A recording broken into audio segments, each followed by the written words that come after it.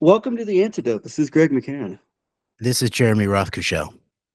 All right, it is July 18th, Thursday, 2024, and we are talking 5 days after the attempted assassination against Donald Trump, and roughly, I think, about 9 hours or so before Donald Trump is slated to take the stage at the Republican National Convention tonight. So, needless to say, we've got a lot to talk about. It was funny, Jeremy. We were about actually when the when the assassination attempt happened in Butler, Pennsylvania, we were actually getting ready to do a live stream with our friend John Brisson from We've Read the Documents about Project 2025. And instead, we ended up not getting into Project 2025 at all because this, I would say, I think it qualifies as a monumental event in our modern history. Happens right as right as we were getting ready to go on air to talk about Project 2025. So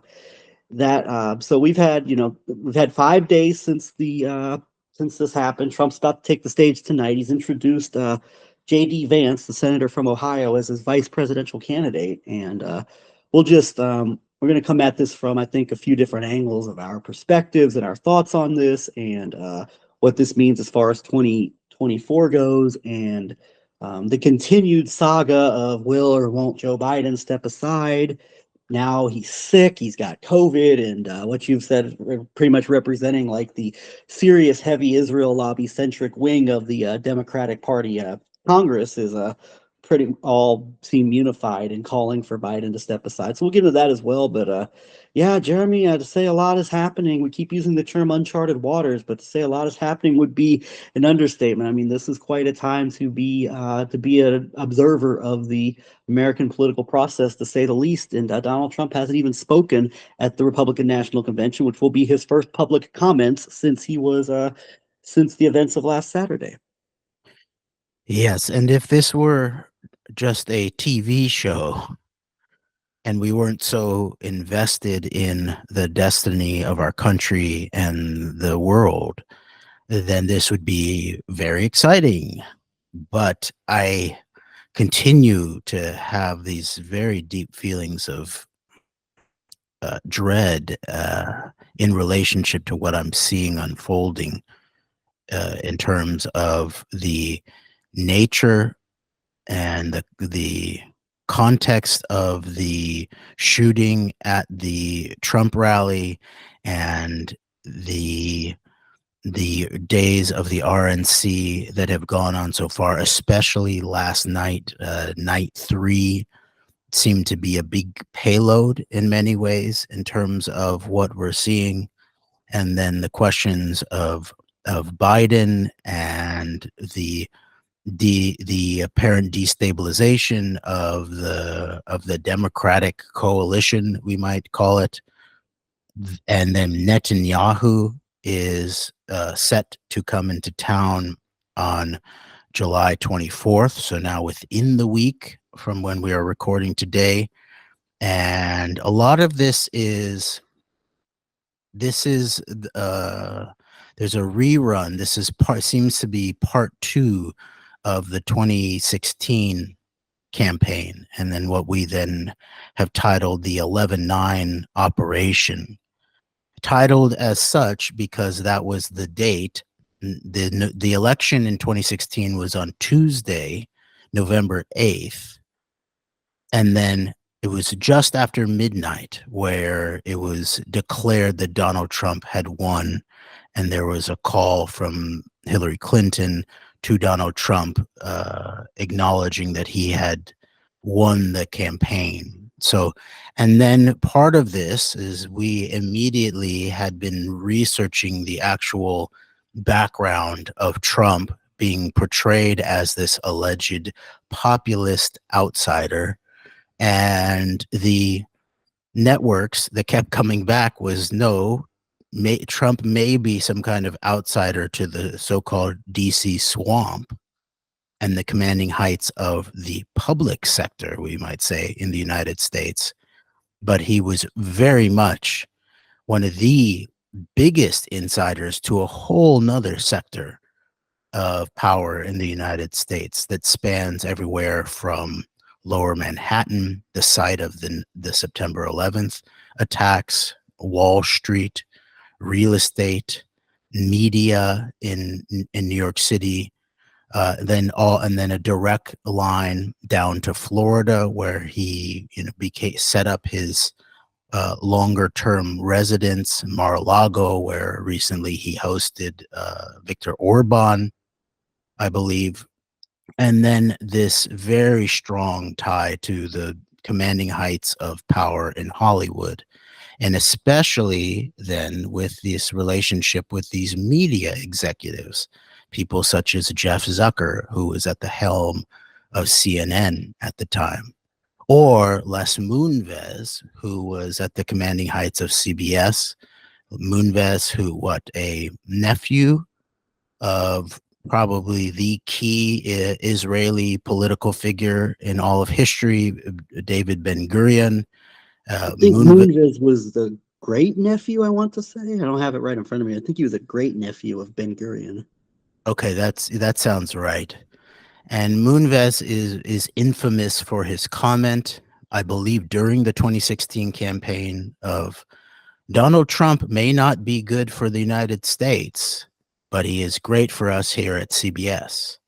And Moonves was eventually then properly caught up in parts of the Me Too movement in terms of inappropriate sexual potential assault and the predation in the workplace.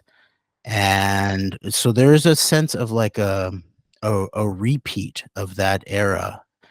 And part of what we then really honed in on was this relationship of both Michael Moore, who is the progenitor to us of the term 11/9, which is why we didn't just make up that term.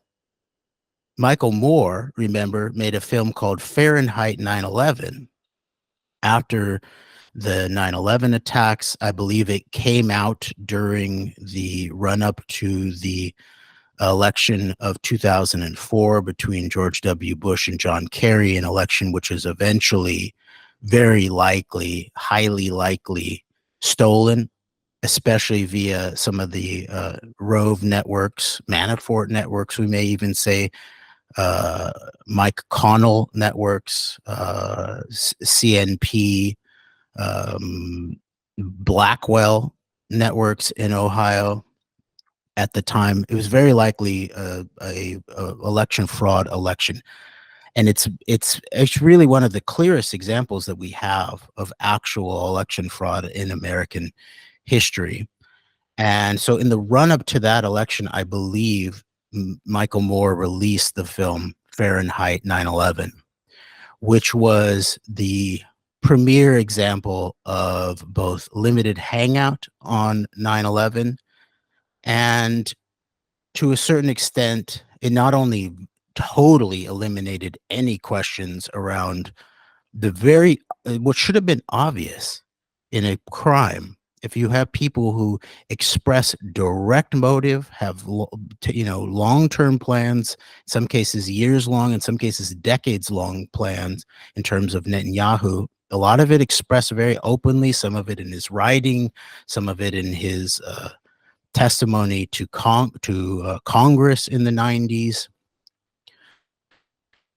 And then obviously questions of the clean break paper from 1996, when the year that Netanyahu was first brought in as prime minister under the political guidance of the Arthur Finkelstein network.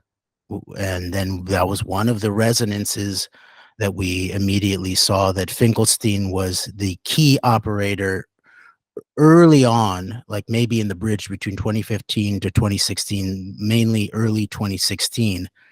Finkelstein and his entire network were brought in to mainline and in many cases normalize and mainstream Donald Trump into the heart of the Republican Party at a time when there was people like maybe even JD Vance, Trump's current pick for VP, were calling him social heroine? Is he just another sort of like crooky kind of Richard Nixon figure, or is he America's Hitler, con man, sexual predator, rapist, these kinds of things? And we remember what Lindsey Graham said: if we accept this guy into our party, we will be destroyed, and rightfully so. And Yeah. then, of course, Graham then turned.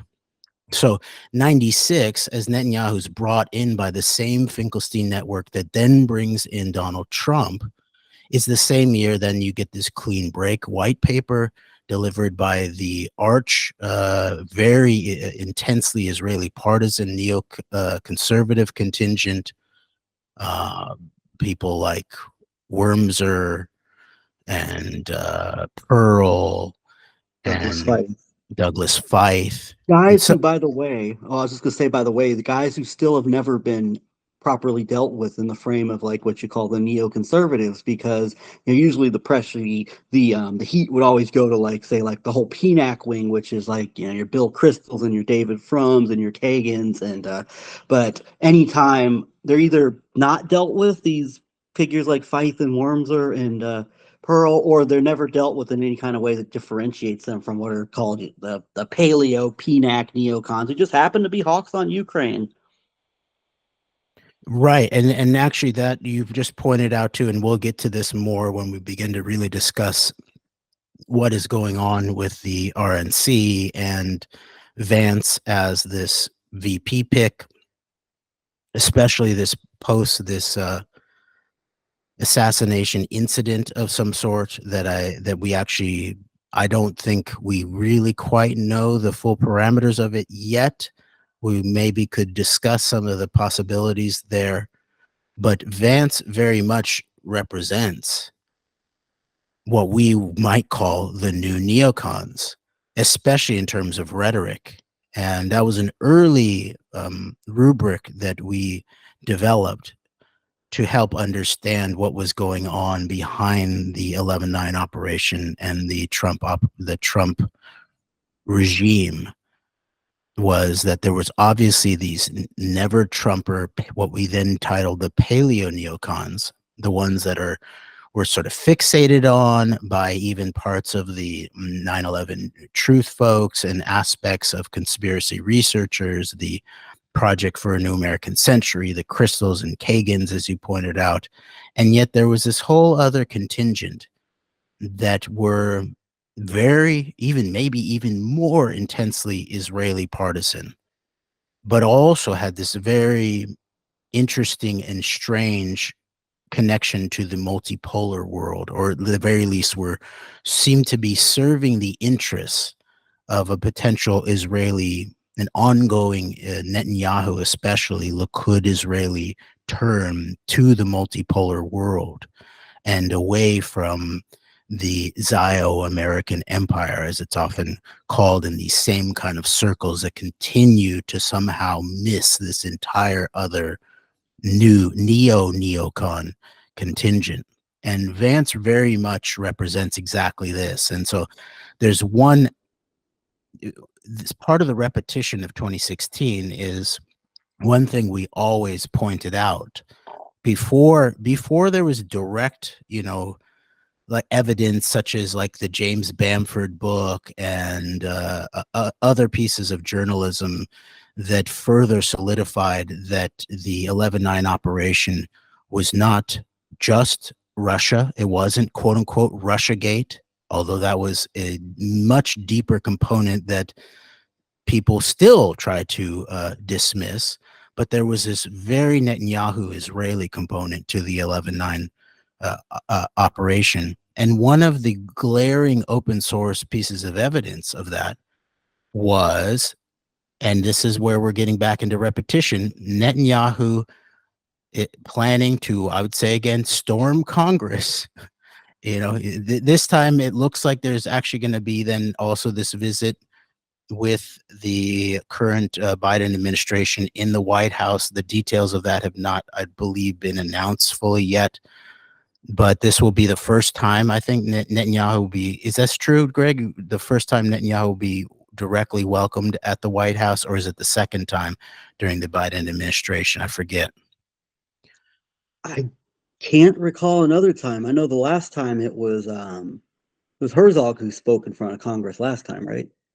Yes, yes, I definitely. can't And remember if he's been invited yet. That's a good question. I don't think he has, but I could be wrong about that. But either way, I think whatever happens there next week will be very telling, and it'll be interesting. Also, I don't know if Netanyahu is going to make any trips down to Florida, or at the very least meet. I imagine he'd want to meet with JD Vance. We'll have to see what comes out of that, but it'll be very interesting. But I can't yes, recall if he's been here or not. yes, that'll be very interesting if like there is this Florida connection of the Netanyahu trip with at Mar-a-Lago, like an Orban repetition, and then the question of meeting with Vance and Netanyahu's relationship and the way that the optics of the way that he treats the Trump ticket are going to be very important.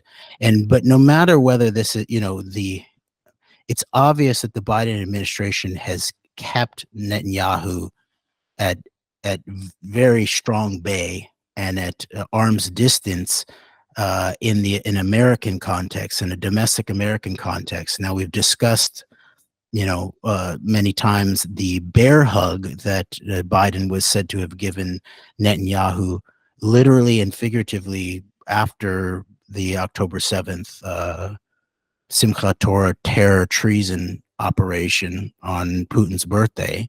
That the Netanyahu regime it's very clear now that they obviously all systems went down in a way that could not be a coincidence or a failure.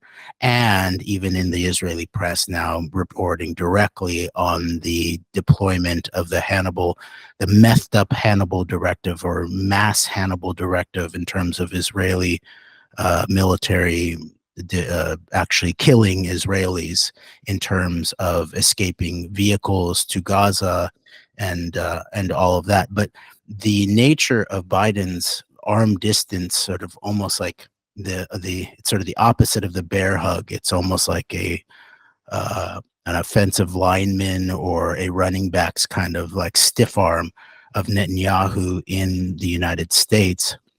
There's a major contrast there. And so this is going to be the first time that that's directly in a publicly optics kind of way broken down or brought in. And maybe there's another kind of bear hug that is being planned here. We don't know exactly the dynamics of that, but the repetition of Netanyahu storming the Congress in 2024 with Netanyahu storming the Congress in 2015 in the run-up to the Trump operation. And remember what we pointed out, that Netanyahu himself, in his own autobiography, points out that it was after he stormed the American Capitol in 2015 that he doesn't directly say this, but it's all of the parameters are there for us to understand it as such, that the plan, the logistics, the geopolitical logistics for the 11/9 operation that ultimately ended up helping install Trump came together. And he pointed out that it was the Arab leaders who came to him after that when they saw Netanyahu stand up to the American government in that way, that they saw him as a valuable partner for their own interests in terms of a more potentially aggressive stance in relationship to their own interests to the United States. And that's when you begin to see the coming together of this plan, the Red Sea conspiracy, the yacht conference that Netanyahu himself says may or may not have involved an Israeli helicopter onto a yacht or something like that, he says in his book. And so there's that aspect of 2015 and 2016 being repeated here.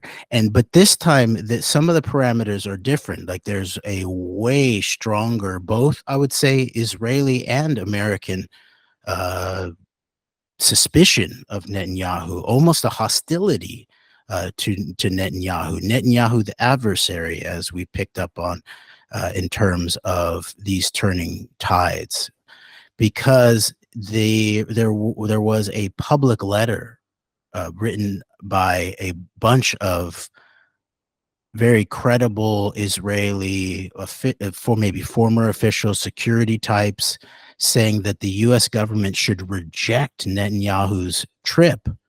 They should reject him from being able to legitimize himself at the U.S. Congress and then the White House, because they believe that they will never be able to bring a close to the assault on Gaza and the freeing any of their hostages if Netanyahu is allowed to re-legitimize himself via the American umbrella. And everybody knows that Netanyahu was facing an political uprising in Israel in the run-up to October 7th, and that he gains everything from continuing the hostilities and the attempt, what is meant to look, I think, to the conscious world as an attempted genocide of the Palestinian people and society in Gaza. And it's also meant to look that way to significant portions of the most militant Israeli domestic population, to convince them that Netanyahu is going hard on the people that attacked them. So there's a different kind of there's a bit of a different format this time around, but the parameters are very similar, in that JD Vance, the way he enters into the VP nomination by Trump, it seems like his main foreign policy and maybe even domestic policy, there's nothing, even in his speech last night, there was nothing of substance in terms of domestic policy. And he didn't even really, I don't even remember him barely even touching on foreign policy in his speech. But he gave an interview about that that Iran needed to be hit hard. We should stop messing around here with these little counter strikes that the Biden administration does, and we need to go and hit Iran hard, right? So as part of last night, it was about, they were resurrecting, the Reagan era, peace through strength, obviously, and make America strong again, and make America secure again. And so Vance entering into this position with the same talk on Iran in a way more aggressive and hostile manner than Trump did. Remember, this was the thing that we pointed out as part of the evidence that this was a Netanyahu interested operation, the Trump 11-9 operation. Trump said the main reason that he got into the race was because of the horrible Iran deal. We're going to make a much better deal when I come in. And so Iran was the front and center then, and Iran, in terms of foreign policy, seems to be front and center now. And I'll just say, in terms of the, Iran being brought into the, I think that's Netanyahu's. That was Netanyahu's thing. Iran, basically is the threat, and that's what we need to. But anyway, one of the things I think I look at the Trump opposition to the impending Iran nuclear deal in 2015 as, you can look at it two ways. You can look at it obviously through the obvious, like, Israeli Likud interests of, say, the Netanyahu gang, but then also you could even see, like, we've talked about this before, potential. I don't know if splinter would be the type of move, but be the type of term to describe this. But even from, like, a Russian multipolar element, whereas the Russians take the lead at the UN, I think, along with China, and, like, being supporters of this Iran deal and this attempt at nuclear diplomacy and Middle Eastern geopolitics, but looking at it from, like, the perspective of the, Trump, maybe the foreign policy geopolitical wrecking ball, multipolar interests of also where the even from, like, this perspective that Trump could be seen, this is viewed as weakening American American diplomatic power on a global scale. And so I think that there are multiple ways to read the Trump opposition and outright hostility to the Iran deal, obviously from the usual Israeli Netanyahu-centric, Likud-centric interests, but then also from this element that even the ostensible public supporters of the Iran deal, through things such as maybe these backdoor elements within Red Sea conspiracy, grand bargain, whatever term you want to use for it, of the multinational elements of 11/9, also see this as a way to just weaken the American diplomacy and political power on a global scale. So I look at it multiple ways, this Trump hostility to the Iran deal. Definitely. And that is the intense repetition of 2016. Is this looks like at least what Vance is expressing in an international relations, geopolitics, foreign affairs kind of manner. This seems to be an attempt to once again service the Netanyahu-Putin axis. This is exactly what this is signaling, because although the Trump backers are trying to continue with this idea that Trump is some kind of non-war starting peacenik while avoiding the fact that he intensely escalated the terror wars, especially into Africa, as Obama had begun to set up AFRICOM and drone strikes and terror war operations in Africa. Trump escalated all of that. Now, that has actually been de-escalated intensely under Biden. But meanwhile, the Trump people are trying to make it play on this by saying he's a non-interventionist, he won't start wars, we're facing World War III, and basically Vance is signaling, I don't know, we have no interest in Russia invading Ukraine. We need to get focus here and on rejuvenating the American industrial base and just leave Ukraine to be on its own. That's the direct signaling. And then the trick here, obviously, is this is not some kind of Ron Paul, Pat Buchanan libertarian or libertarian type of approach to non-interventionism, because JD Vance then immediately signals that Israel is a different question. That is, there are American interests. They are our cultural, national partners against the real threats out there. And we should escalate our involvement and our support for the Netanyahu regime and enable them to finish their job. And a lot of this then comes out at the same time as there's more and more about Eric Prince's attempted involvement in Gaza. Eric Prince disclosing that he was willing to give the Israelis both, it sounds like, the plan and the technology to flood all of Gaza, and especially, in order to allegedly flood the tunnels, the Hamas terror tunnels in Gaza, and that it's the Biden administration's weakness on actually backing this crucial American ally in Netanyahu that has kept this thing going this whole time. And so that was the theme of night 3 at the RNC, was Biden is weak, Trump is strong. Biden allows American soldiers to get killed in the biggest stain in American history, they're calling it, right? The chaotic withdrawal from Afghanistan that got 13 soldiers killed, and Biden won't visit with them. Biden won't say their names.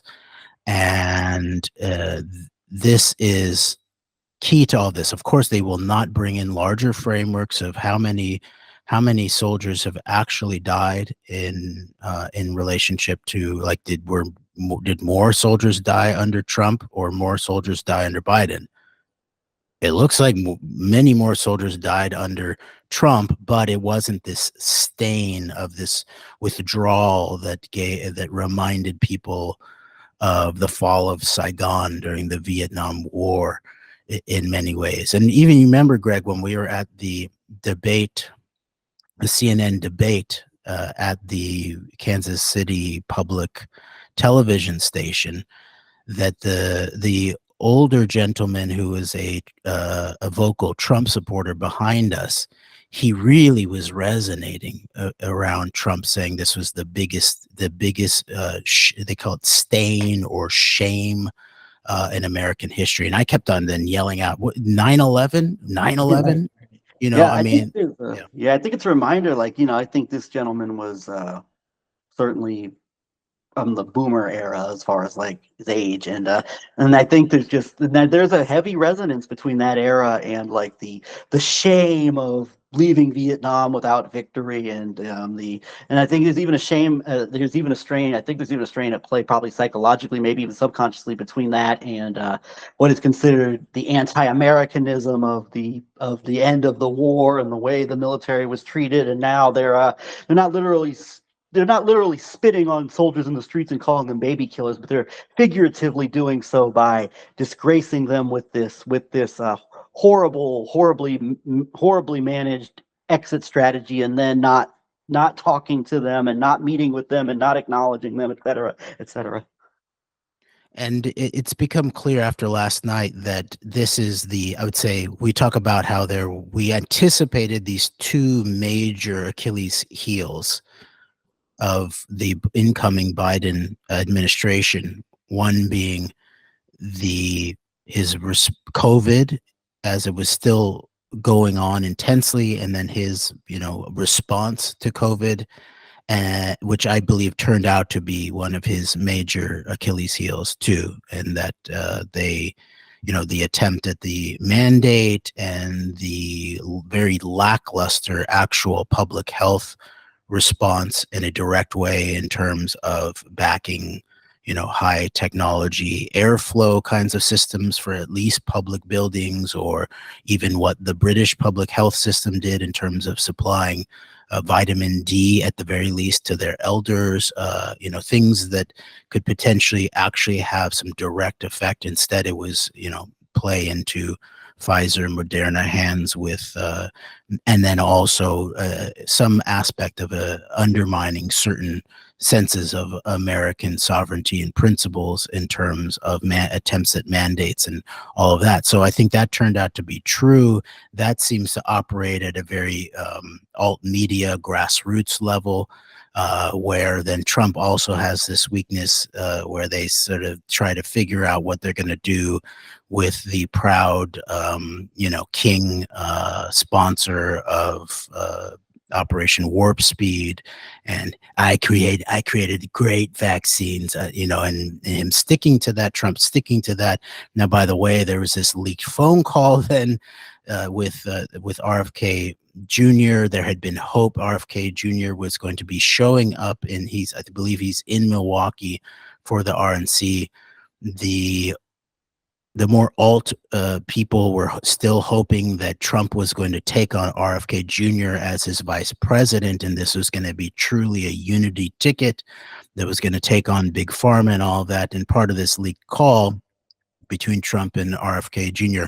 had to do with questions of childhood vaccines and all of that. And now RFK Jr. has pulled the video and is sort of groveled, sort of gotten down on his knees to apologize for the fact that was leaked. So there's that aspect. That was one of the Achilles heels that we identified in terms of Biden. I believe that has turned out to be true. The other was that we identified a lot of the incoming administration figures. Some of them had worked for this West Exec, this consultancy titled after the building that's right next to the White House, representing access to power and lobbyists and being able to get corporate and foreign interests their interests fulfilled in terms of the U.S. government, and that there was a whole slew of these people coming in, some of them who would directly work for Israeli cyber weapons companies in that faculty. And then even Blinken, who was part of that, I think Blinken maybe helped start that. Blinken himself, with his background as being the godson of this key Robert Maxwell maybe the key Robert Maxwell consigliere, Samuel Passar, and then the daughter being, I believe, Leah Passar, who had been in the Clinton White House at the time of the escalation of the Jeffrey Epstein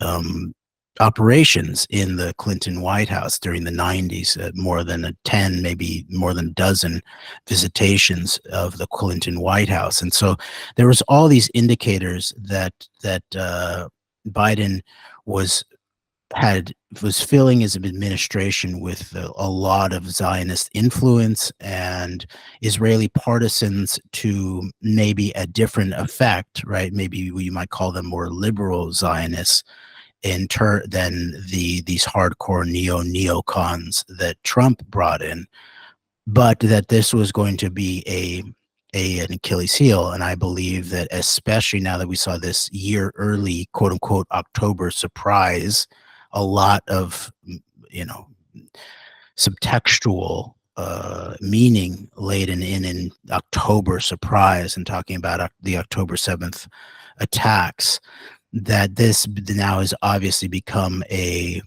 major, maybe it's not as significant as some people might think in terms of domestic politics, but I'd say that if you look at the larger aspects of Netanyahu and the Gaza genocide and the way that it's playing out in an American context and then geopolitically, that this obviously is another one of Biden's Achilles heels. And so I think that was correct.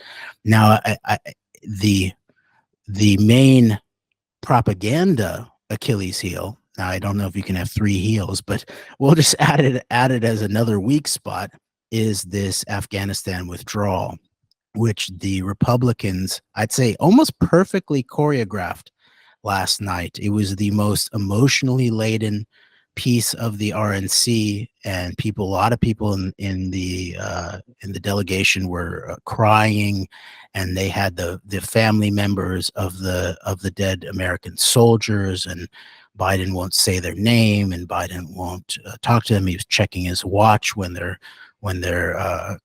flag-laden coffins came back to America. And this was then sort of loaded the emotions of last night. And then that then led, the payload then was then getting into anti-Semitism in America, the anti-Semitism on campus. They had the Shabbos Kestenbaum guy who calls himself an American everyman who's suing Harvard for not regulating anti-Semitism.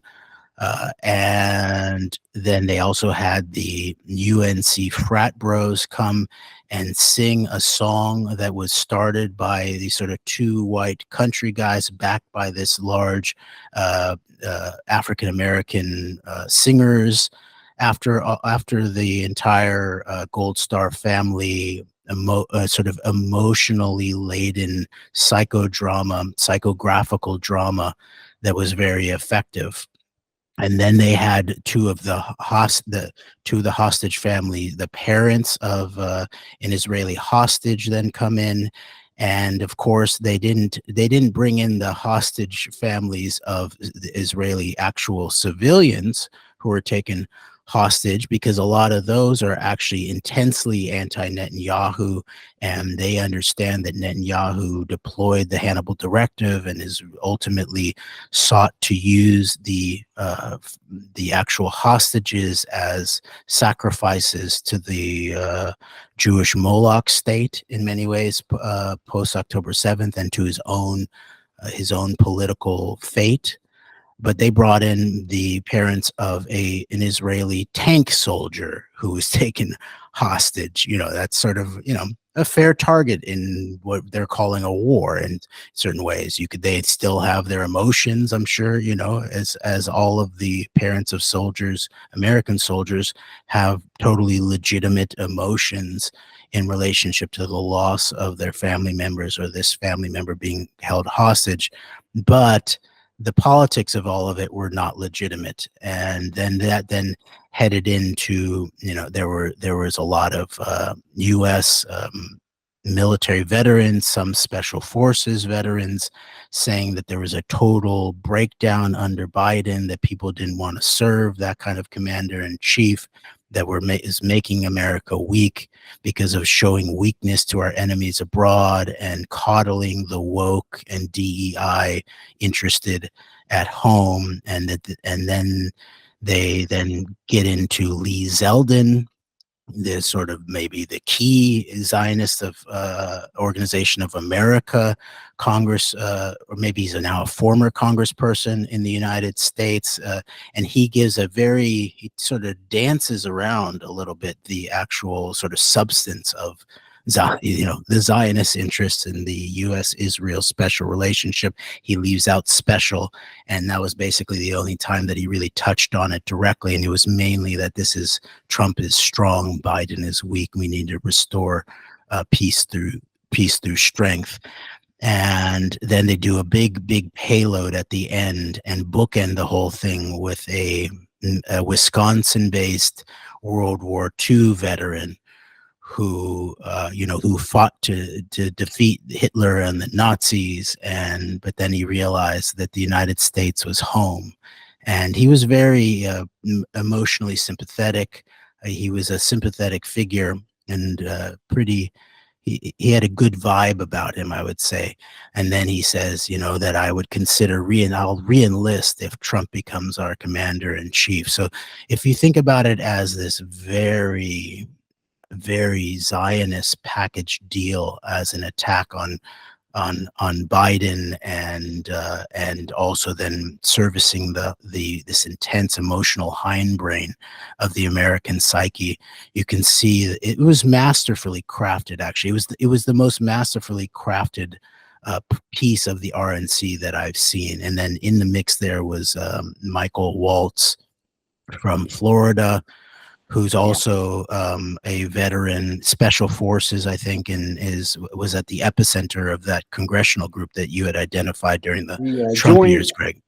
The joint IMA detachment with another member who was conspicuous. I don't know if conspicuous is the right term, but I'm kind of surprised wasn't trotted out for this occasion, being Tulsi Gabbard. But also Michael Waltz was a direct. I believe he's an advisor to Cheney in the I want to say the South Asian rim in the second Bush administration. So. And so it was weird because he seemed to be the most of the political speakers, of like people who were politicians. He was the most calm and effective. He actually sort of brought the emotions down a little bit and comforted the people after their trauma of the Afghanistan service members who were killed.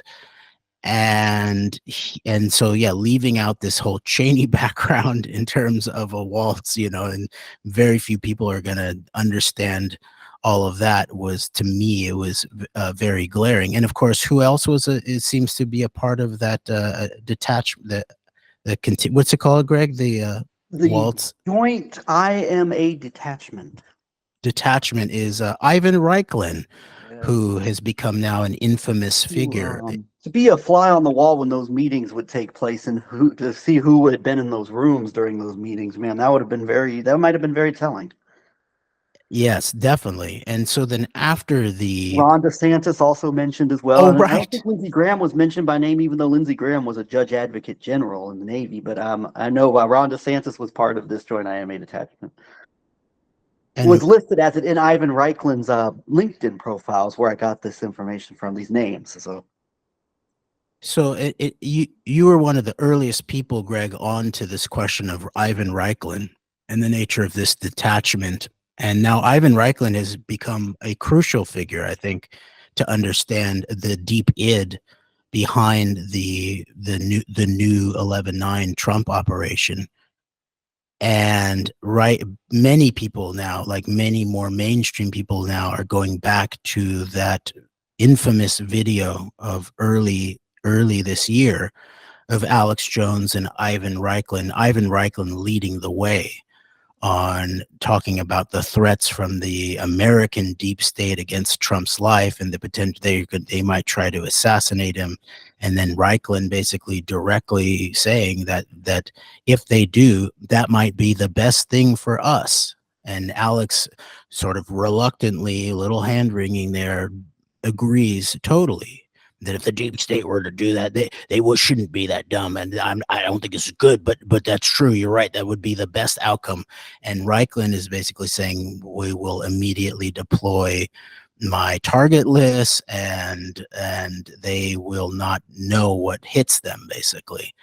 So a lot of people are returning to that in the in the context of this post 7/13, July 13th assassination shooting incident at the Trump rally in Butler, Pennsylvania. And now Reichland was even questioned by, I think, a Mother Jones journalist at the RNC, and he puts his finger in her face and says, I despise you, scum. You work for a scum publication.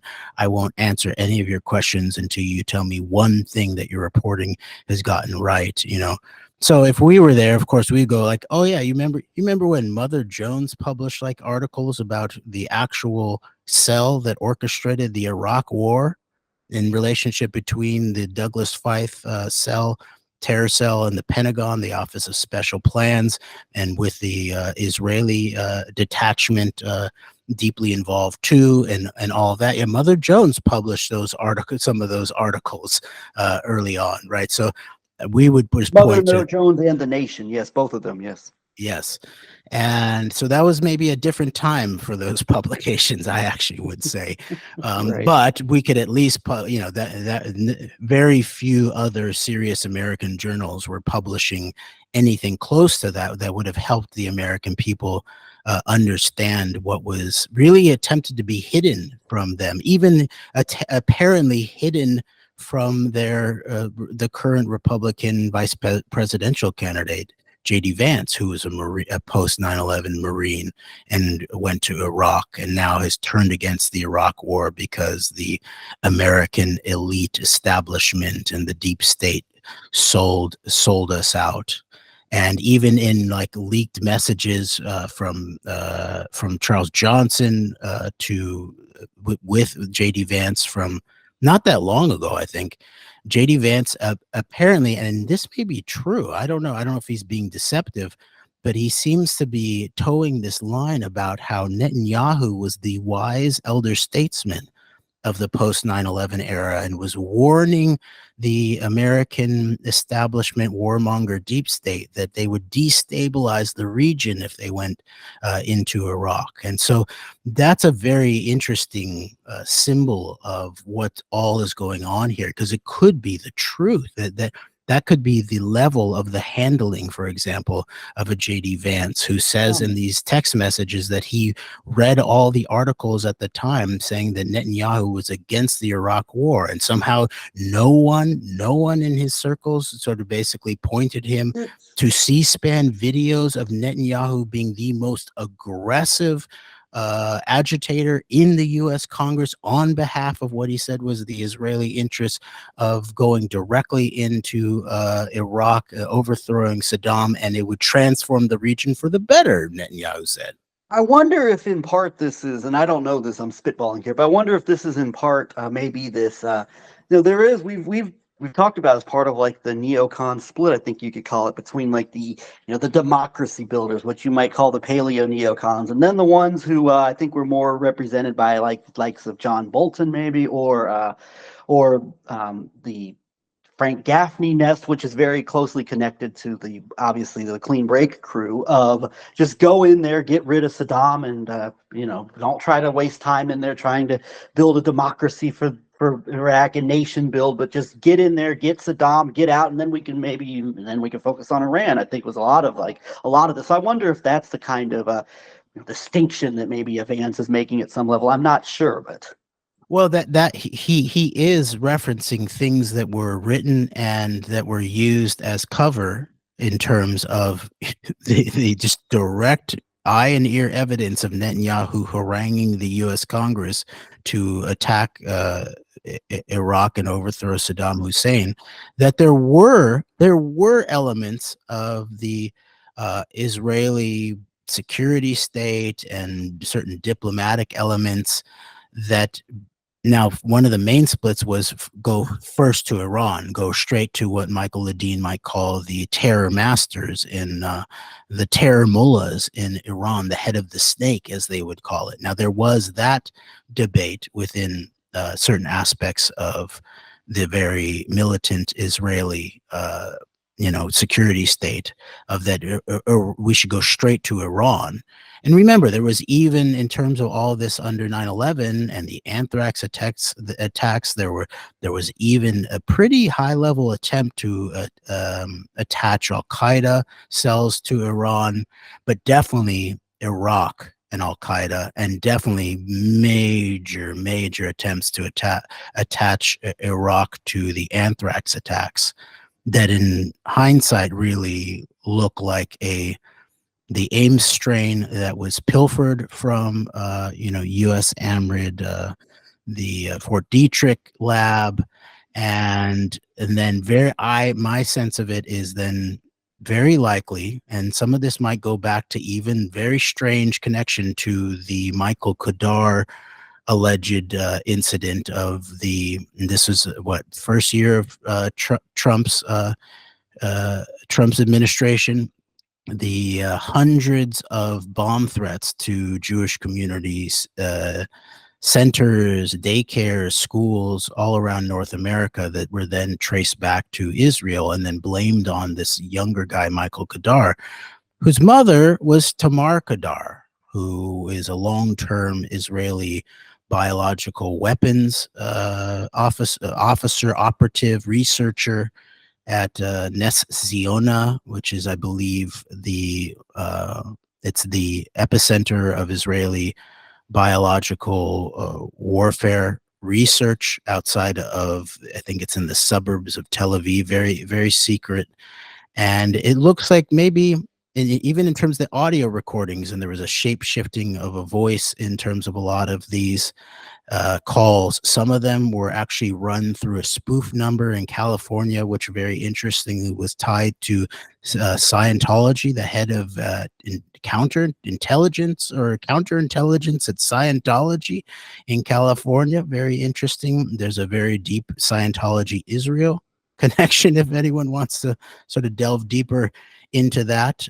But meanwhile, there were indications of the voice that was spoofed in many of these calls, that this was actually sounded very much like Tamar Kadar. Actually, Tamar Kadar was actually in the United States in the early 90s, maybe even 1990. I can't quite remember.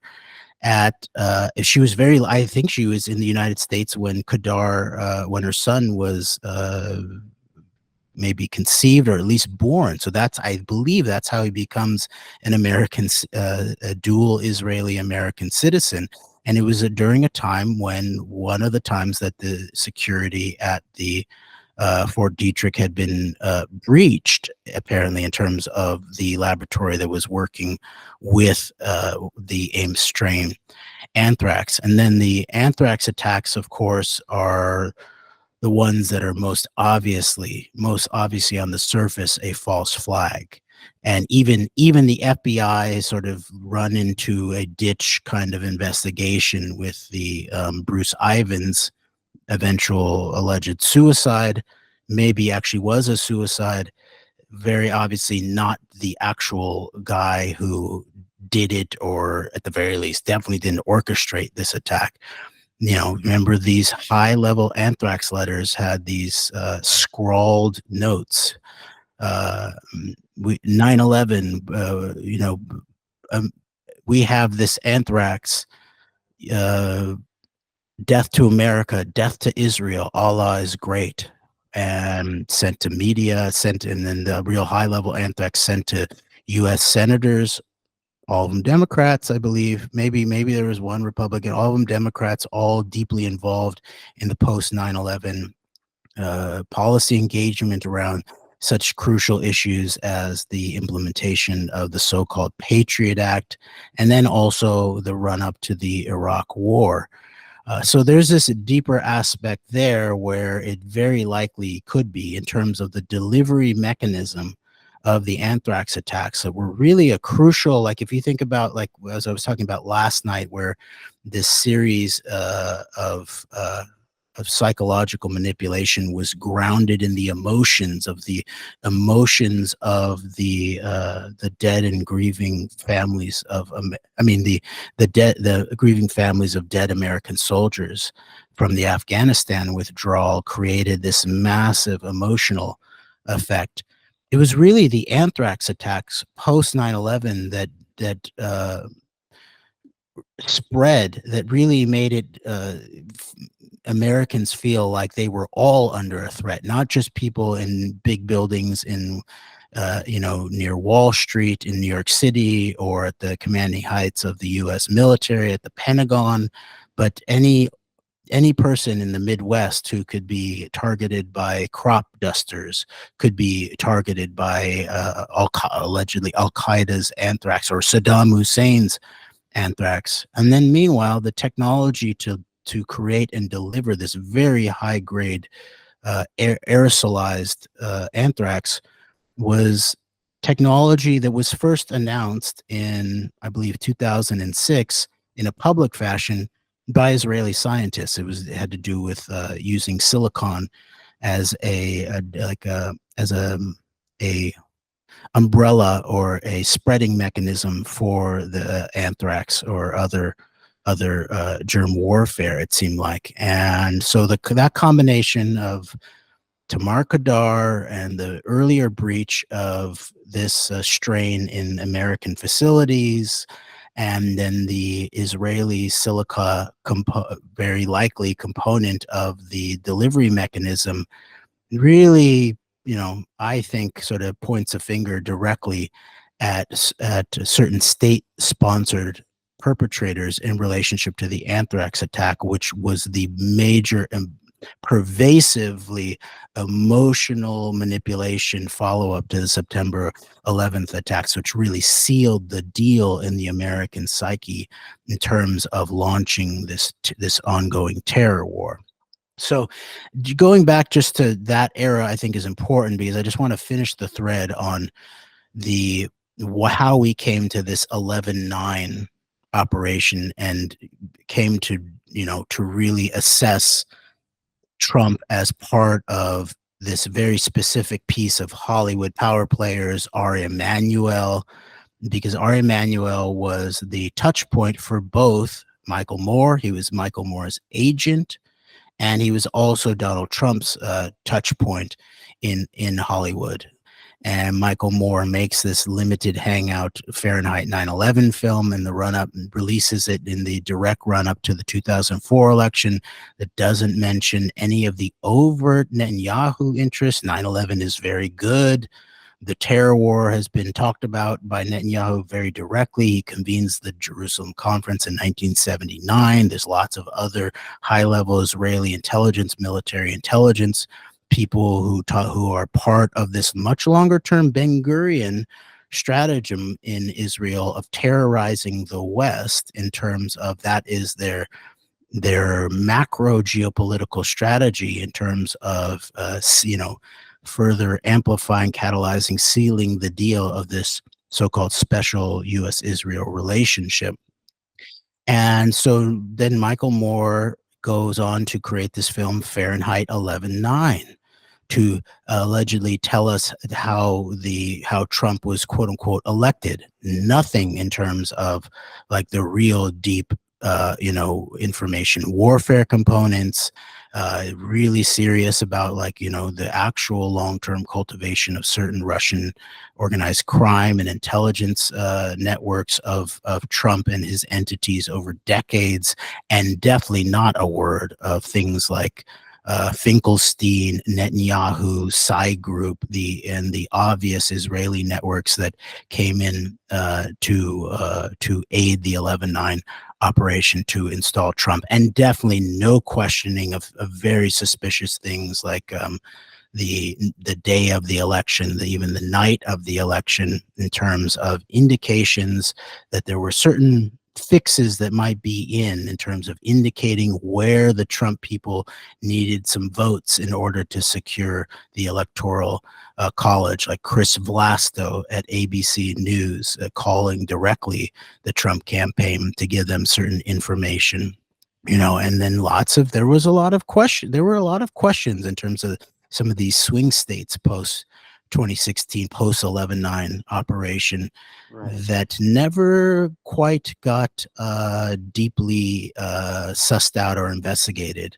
There were certain reminders of 2004, but interestingly, there was actually some legal and journalism and even some, congressional follow up to 2004 to some extent. There was this sort of failed Jill Stein led effort, look maybe designed to fail effort to look into the 2016 elections in certain swing states. The Hillary Clinton campaign was totally silent on the matter when they had the most standing to investigate it, and there was virtually no serious journalism or legal inquiry, and definitely no congressional inquiry, where everything very quickly got shunted onto, quote unquote, as people say, Russia Gate, and only aspects of like Facebook and Cambridge Analytica, which are very important. And then I'll just finish up right now, Greg, by just sort of tying this back to July 13th and the incident there.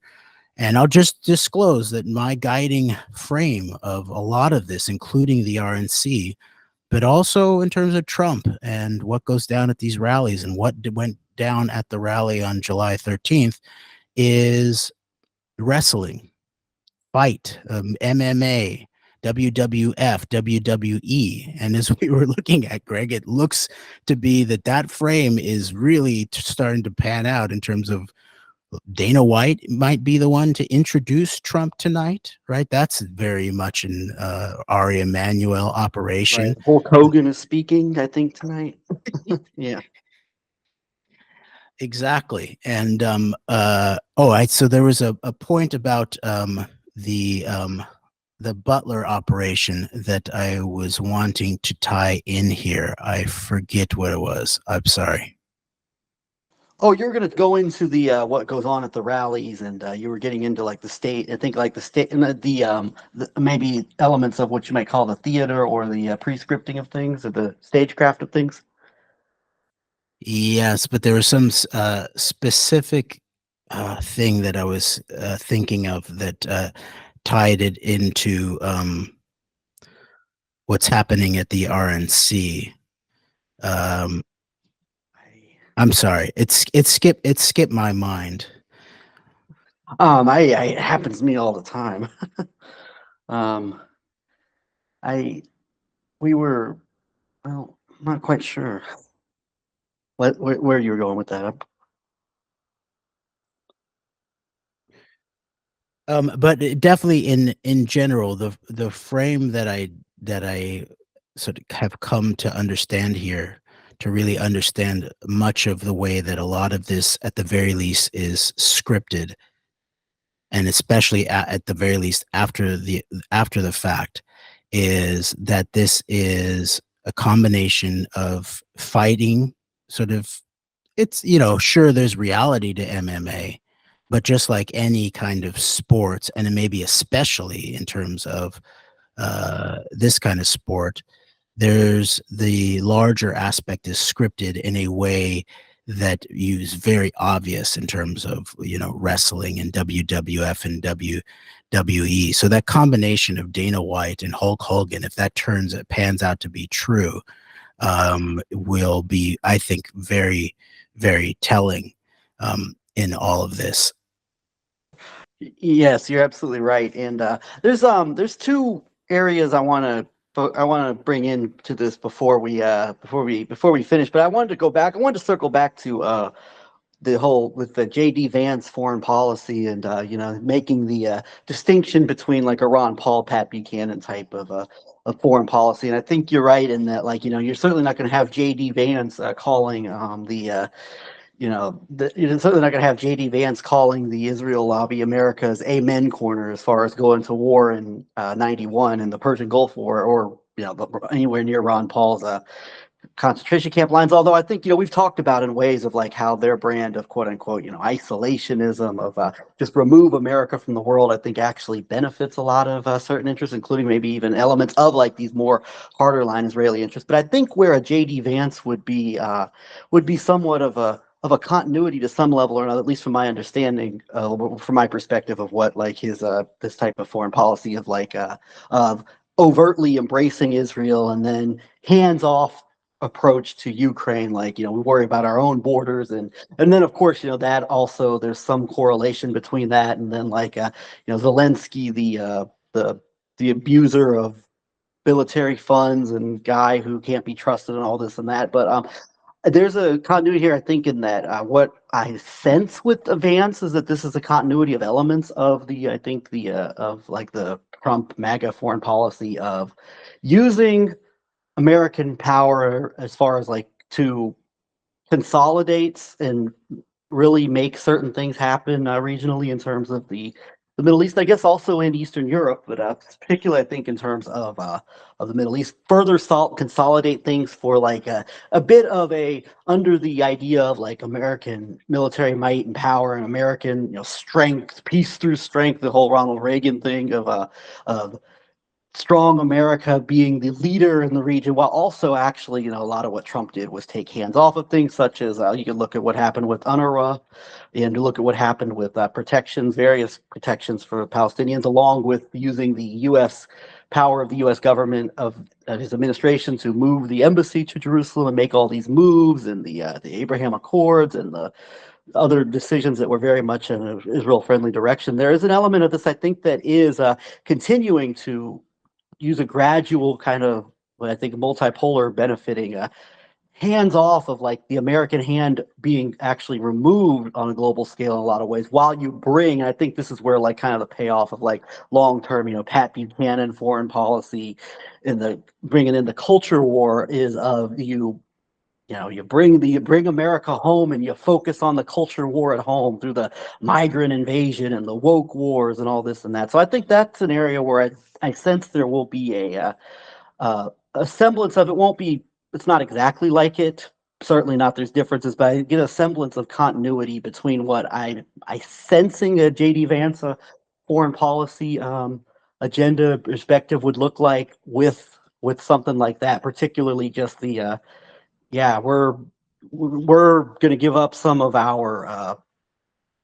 We're not going to be the global policeman anymore. We're going to give up some of like this, and then we're going to focus in on like fighting the war at home. And I think that's what I think that there's a level of continuity there. That's my sense. I think so. It seems like things are very.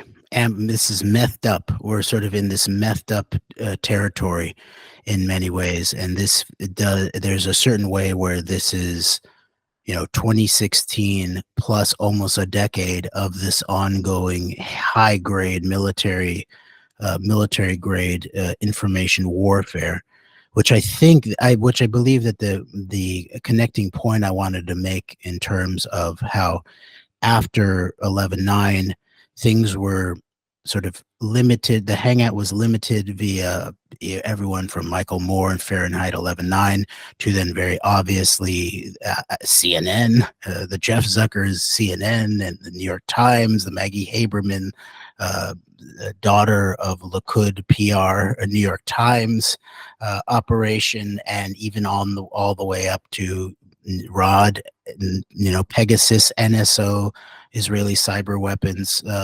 software agent Rosenstein, delimiting the nature of the Mueller investigation in terms of what then is framed as Russiagate, and then is also largely held in the domain in which then people can say this. So you're saying that Trump is a Russian Manchurian agent because of $15,000 of Facebook ads or something like that? That no, and people continue to undermine and underplay the actual severity and power of information warfare weapons that were actually used in especially sort of escalated in 2015, 2016, but have continued to to unfold their power in terms of destabilizing the American psyche. Almost, I would call it epistemological warfare is a phrase that I conceive of as the destabilization of even the idea of knowing, of sort of not even really having a capacity to discern truth from falsehood, all those kinds of things. And then really underneath it all then is narrative warfare, which is a destabilization of just general existential sentiment. And it's related, I think, very much to the nature of my dread. The dread is not just in relationship to the severity of the reality of the moment, although it is that too, because the parameters here are very disturbing, scary, and very violent in many. It's sort of the normalization of political violence, you could even say, in terms of that's part of what the aftermath is in relationship to the 713 incident. But I just wanted to point out that even on the surface, if you totally just believe the surface level analysis of what happened in Butler, Pennsylvania at the Trump rally on 713, it is that, the alleged attempted assassin who then is alleged to have then, actually killed a Trump rally goer who was a former fire chief in the area, and hurt others, Thomas Matthew Crooks, that even on the surface of it, and this is being again reported out in many ways by the same British press that really got a lot of the reporting going on things like the Cambridge Analytica operation under the 11/9 regime, but also even in terms of the Israel lobby connections to British and American politics, that I think they've gone back into their archives and discovered that the father of Thomas Matthew Crooks was on the Trump Cambridge Analytica list, and that he was identified as top 10 out of 20 to almost 20,000 people in the area as someone to be targeted in combination around things like gun enthusiast, hunting, very likely to go to a gun shop, these kinds of things. And so on the very surface, even the mainstream story of all of this is 11/9 blowback, I would say, at the very least, in terms of the question of this guy's family. Now, I think it goes way deeper, because then you have him on Discord servers and, the more hidden, sort of like more quote unquote private parts of the internet, right? Discord, Microsoft, Israeli intelligence, coded in Israel, Azure Cloud, cloud app security being run by Talpiot and Israeli Unit 8200 veterans, in terms of the whole nature of the Microsoft cloud and all of that. And at the very same time, on the surface, this, young adult, this 20-year-old's father was a target of the Cambridge Analytica operation at the sort of some of the highest levels in terms of that region. And remember that part of that had to do with Kogan, Dr. Kagan, who was a Moscow-based scientist who was in Cambridge, and then all of this then Facebook pilfered data was then delivered into the hands of people like Steve Bannon, and then these very London-based Israeli-centric oligarch hands, the Mercers, Eric Prince, Michael Flynn, these kinds of operators were then deploying this operation. Now, some people want to sort of say that all of this comes down to Cambridge Analytica overstating the power of its abilities to do targeting and social media stuff, but I think they're underplaying the nature of narrative warfare and the way that this was a lot of this was underlying this was this idea of the dark triad of mass psychological manipulation by identifying potential what you might call thought leaders or thought, people who could be targeted to amplify not only certain surface level political issues such as gun enthusiasts or these kinds of things, but behind all of this was a deeper harvesting of Facebook data that came down to things like psychological profiling and what is the dark triad again? What Machiavellianism, narcissism, and sociopathy. So at the very least, the top level symbol I think that we get here from the background of the on the surface 11/9 Cambridge Analytica blowback at the very least in terms of Thomas Matthew Crooks and his dad, let's say, that I think you get a sense of that this is on now we're on mass scale of all of this, that the dark triad is being used and encouraged and cultivated amongst the American body politic in many ways, right? And so it's so obvious on the surface too that no political figure at the very least of the last, of this century has done more to normalize the idea of political violence than Trump himself. Very obvious. Get him, to hurt him. Remember, to people who were protesters at his rallies. We were lucky to have escaped from being escorted out of Trump's rally in early 2020 in Iowa after, Yeah. trying to interview Major Major Garrett, who would be seen as fake news in a previous world. Major Who was Garrett of the fake news by the by a lot of like Trump by a lot of these people. But yeah, and it was Major Garrett with CBS, and then we escaped with we just escaped with boos and jeers from people who didn't even know what was going on with us.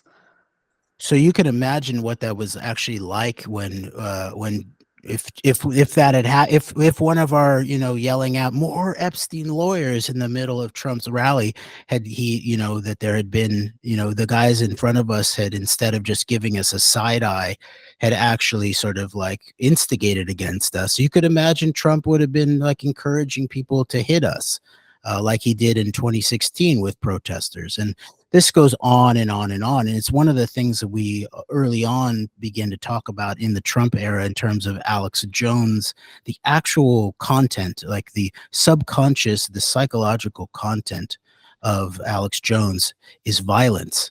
And it's, he's going to, even he's got to eat his neighbor's ass. And when he explodes, it's very violent. And so part of this has to do with, I think, the normalization of violence. Even Vance in his speech last night seemed to be telling stories that were supposed to be sort of endearing about his traumatic background and his, how he escaped this traumatic hillbilly elegy of his background, but telling stories about, I think it was his grandmother saying that she was going to, if he continued to be with bad influences, she was going to run him over with it. Not Vance, right? You remember, like, that's a sort of normal kind of thing. I'll wring your neck if you hang out with these people again. That's sort of an understood kind of use of that. But no, she said it told Vance, and he told a lot of these kinds of stories, very traumatic, violent kind of stories in a very normalizing way, that his grandmother was going to threaten to run over this person if he continued to connect with them. And then that she also said, and no one will ever know. To me, that reminds me of what we're still trying to deal with in terms of Trump, Epstein, early 90s, Katie Johnson, the direct and very credible and journalistically backed up allegations. At the very least, the context of this, the question of Maria, Watertown, Connecticut, but Katie Johnson's allegations herself. This was a rape of her, and then a threat against her if she ever told anybody. So there's this combination of violence and silence omerta, right? And that was the other real intense vibe I got last night was mob, mob, mob. Even the way that they sort of showed Trump coming in. Trump is making a way bigger presence in this convention than I don't remember any presidential nominee of any convention being focused on so much. And At of the end of course, the day, you know it's all about him. That is one of the messages you take out of it. yes, and loyalty to him, and then also he's the Dawn, right? There's that was the other piece of it is Trump's granddaughter, Donald Trump Jr.'s daughter, gave her first public speech and talked about him as this endearing grandfather who cared about her golf game. Meanwhile, I guess he's calling her in the middle of the school day to ask her about her golf game. That seems weird to me. So but there's this whole vibing of, sure, is he mobbed up? Yeah, that's obvious from the decades of research that we know in terms of, the immense amount of like mob ties and Russian organized crime money flooding into his properties, and way beyond that, obviously, that of course this is some kind of mob figure. But then it felt like, oh, this is our father, this is our Don, this is our mob boss, and he's a good family man. He's like the old school Italian mafia who takes care of his own and has a code of ethics, and he would never betray you, and he will, everything he tells you he's going to do, he will do. He will never let you down, is one of the things that they're highlighting in their very well produced newest campaign video.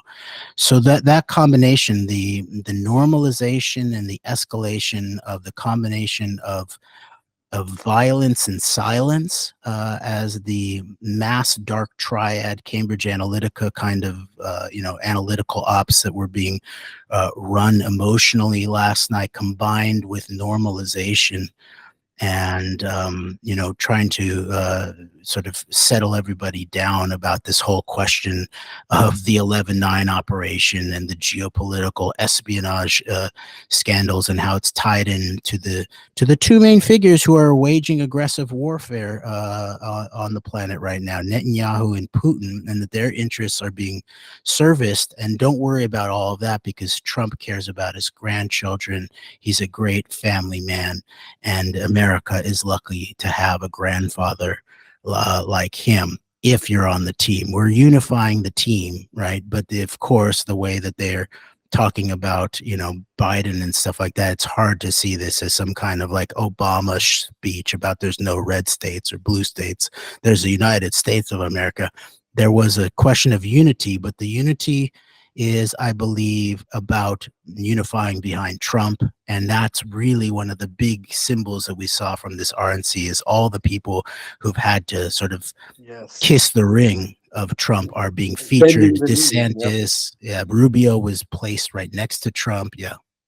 Ted Cruz there as well, and Ted Cruz had that moment in 2016 where he told the voters to quote vote their conscience, which was seen as as an anti-Trump comment. And I mean, let's just remember that just 2 months before that, I mean, how nasty was. Then and there's also the fact of how nasty Trump is to all these people who dare oppose his his anointed right to become king once again. Like that all gets ignored because they're all just they're the turncoats somehow. But I mean, and it's quite a process of like it is like a walk of shame of like the Haleys and the DeSantis up there, and it's loyalty, direct loyalty to this entity. And Jeremy, I think we should begin wrap up here soon, but there's a couple I want to still dig into two more specific things, but I wanted to follow up just real quick on the on your commentary there, and I think you're right about the darkness of of what you were describing there with the imagery, both obviously conscious and subconscious imageries of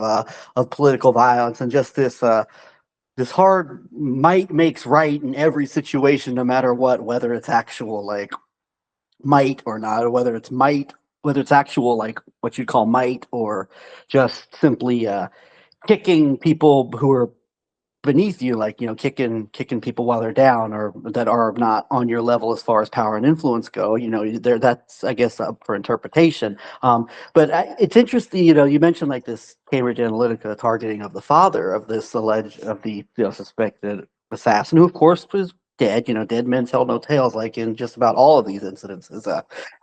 um, I just think about the power of that and how, like, you remember, like, and we've got, and I'm going to get into this, like, we're in now, like, we're in post MAGA America. We're in, I don't want to say post COVID because it's still out there, but like, we've seen the depths of like the ops around like COVID, and we've seen we're, in the woke wars era and the Nazi war in Ukraine era, literal Nazi, U.S. is supporting literal Nazis in Ukraine era and the targeting, you think about like Cambridge Analytica and the targeting of the disaffected quote unquote Bernie bros or the disaffected Democrat, people who were disaffected with Democratic Party all the way back in 2016. You see how much that's escalated.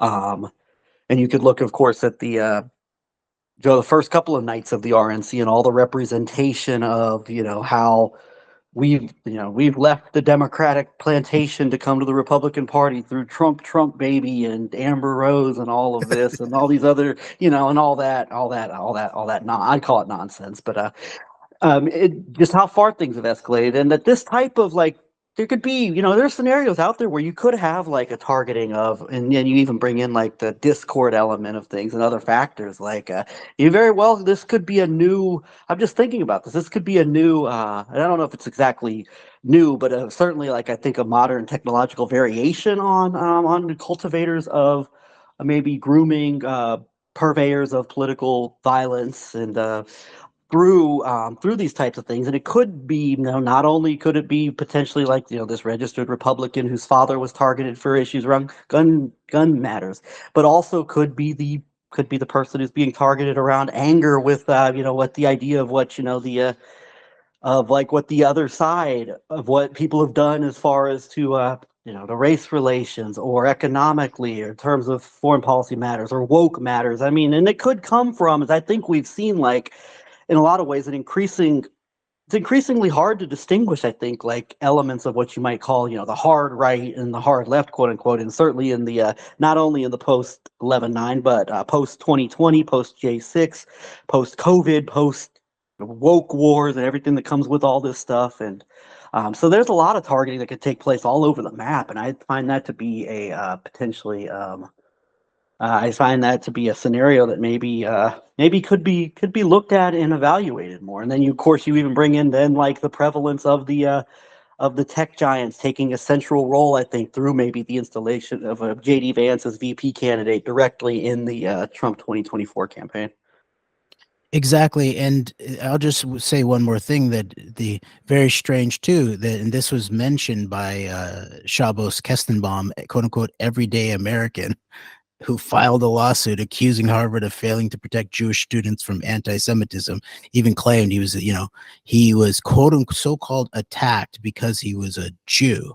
And so totally eliminating any core political questions about this had to do with Israel, Palestine, Gaza genocide, Netanyahu, what were the actual parameters of the attacks, what is the nature of the decades-long military occupation, the Israeli so-called security state, the potential, infiltration and direction of the Palestinian so-called resistance groups and all of that.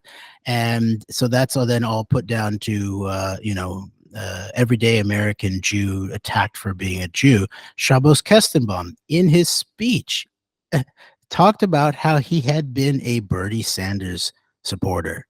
So to me, then there's not only was, Thomas Crook's dad, Thomas Matthew Crook's, three names, right? Okay. Thomas Matthew Crook's dad, targeted by Cambridge Analytica. But remember that one of the three pieces of the combined, Trump ops, but with the Israelis and the Russians involved in the background of the psychological warfare campaigns in the heat of the 2016 campaign, was they were targeting three groups. African Americans who were, were suspicious for much good reason of the Clinton machine in 2016. There were the disgruntled Bernie bros for large good reason in terms of the very obvious, RICO-style DNC operation to what looks like, at the very least, suppress, if not steal, the 2016 primaries from Bernie Sanders, and then the suburban soccer moms, right? And so, is it possible a Shabbos Kastenbaum is actually another, on the surface, blowback, in service now of the Netanyahu's so-called security state against American Jews in some cases, victim of the Cambridge Analytica and larger psychological warfare? Is this another 11/9 blowback? This former Bernie bro now speaking at the RNC about the rising anti-Semitism and the special U.S.-Israel relationship and all of that? Maybe. So maybe as we wrap up here, Greg, the question of the actual apparent alliance, the potential factions that have intensely aligned behind Trump. And now, as we mentioned in our conversation with John Brisson, as the shooting incident on July 13th was unfolding, that Twitter had shut down, it looked like, for a little bit there. It was maybe overwhelmed with the news, and then it pops back up. And one of the first things that we see is Elon Musk is now endorsing Donald Trump. And now there are very intense rumors, chatter even, that Elon Musk will be speaking tonight at the RNC. Elon Musk, it represents the Peter Thiel of the 2016 operation. Remember what Peter Thiel did? Peter Thiel showed the Silicon Valley and sort of the tech elite and certain parts of the culture that Donald Trump was their friend and that he could be normalized, and also that Trump was not anti-woke, as Peter Thiel is a gay married man. Right. So there were both those components of Peter Thiel in 2016. Peter Thiel is maybe the crucial figure behind the rise of JD Vance. He is apparently, maybe at the very least, publicly stepped back from direct support of this campaign and JD Vance, but in his place have stepped forth other parts of the PayPal mafia. Let's call them the PayPal mob, I think, in order to make it a little bit more realistic. And you have the immediate coalescing of the Elon Musks and the David Sacks and other very sort of like are they the best of so-called technology, quote unquote, entrepreneurs? I think Elon Musk can make the best claim to that in terms of he's actually produced certain things. He controls X at this point, which now needs to be really considered. If the controller of the free speech platform for this year's campaign is now a direct endorser and speaker on behalf of one of the candidates. So, wow, that gets pretty intense. I'll just say this with regards to that, Jeremy. People will bristle at this, and people hate this, and wouldn't like this, and some of it is obviously not entirely fair or accurate. But there's a reason why fake news became such a buzzword, and right around the time of the 11/9 election and afterwards, because there was a ton of what Steve Bannon called flinging shit on the wall and seeing what sticks all over that platform. And now it's even worse with Musk in charge, post Musk. Yeah, so this is, if you think about what this all means, this is like a 1000x, let's call it 1000x in terms of what we saw from 11/9 in all of this. And then you also then have A16Z, Andreessen Horowitz, which is said to represent the new breed, the updated breed of Silicon Valley in venture capitalism. And of course, you have Horowitz, Ben Horowitz, father David Horowitz, crucial player, who Alex Jones at one point, as we pointed out over and over, blurted out that he'd learned about the post 9/11 environment, 9/11 environment most from David Horowitz, and that was his understanding. Invasion, Alex. Black Lives Matter, and all these anti-whites are destroying the country. Exactly. So these forces are coalescing very intensely, and it's obvious that they have their own agenda. And then it's also very, very South African.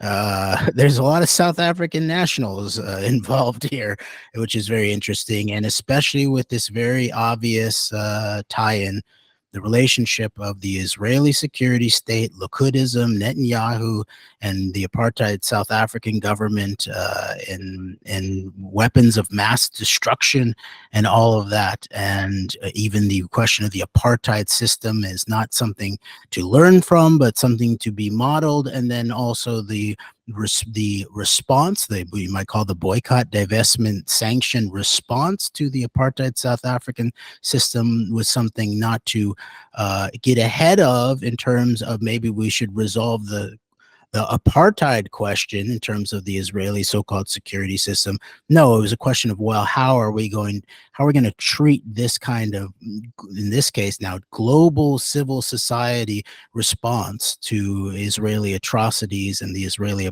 system, military occupation. In some cases, you could describe it as some form of civil national apartheid, certain ways ethno-religious apartheid, and in some ways. We're going to then treat that entire global civil movement, which was a very strong base in the United States, especially on American campuses, especially post October 7th, as an enemy, as a target of our strategic affairs um, uh, Ministry of Strategic Affairs. Now we're talking about Ron Dermer, right? So I'd be interested to see if where Ron Dermer comes in the mix. Is he even maybe going to pop up at the RNC? He'll definitely be, I would imagine, on the ground with Netanyahu as Netanyahu restorms the Capitol, and we'll see what happens at the White House. So this whole tech aspect is very big. These are, I believe, these are the believe they are the controllers of the Trump asset at this point, in terms of what they see that they can do behind this. And this is happening very quickly, as we're then seeing this very Israeli lobby aspect within the Democratic Party.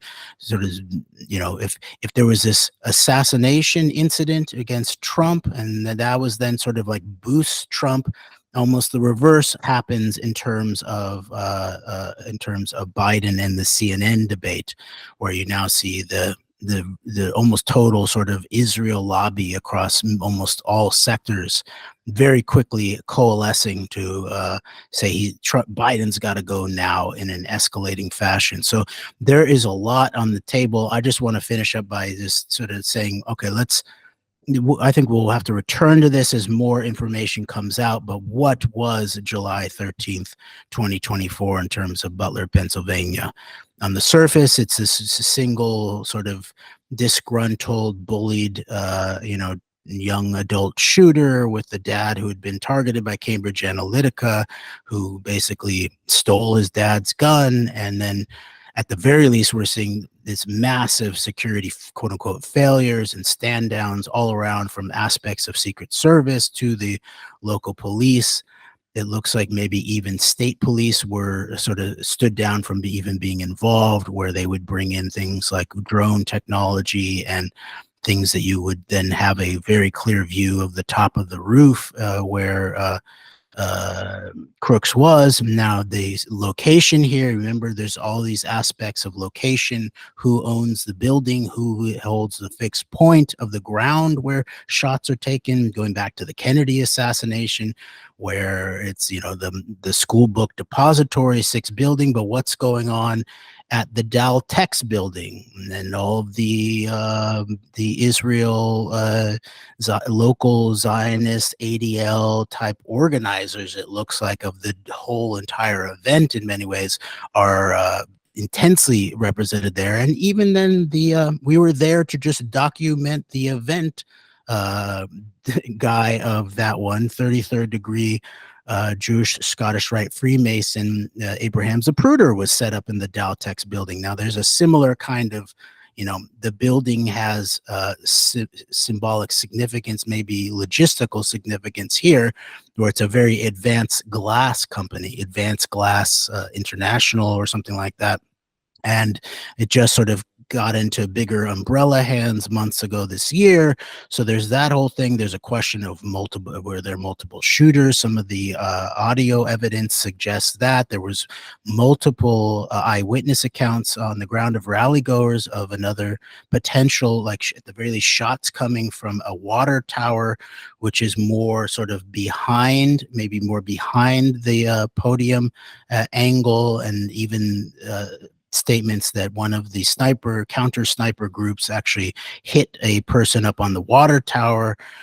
So those are lots of questions remain. And then I've also then discovered that Pennsylvania seems to be a hotbed of high-level Israeli security tactical training operations, including one that apparently they're now set up in Pittsburgh this week doing one of their security operations under, I believe it's called Israeli Tactical.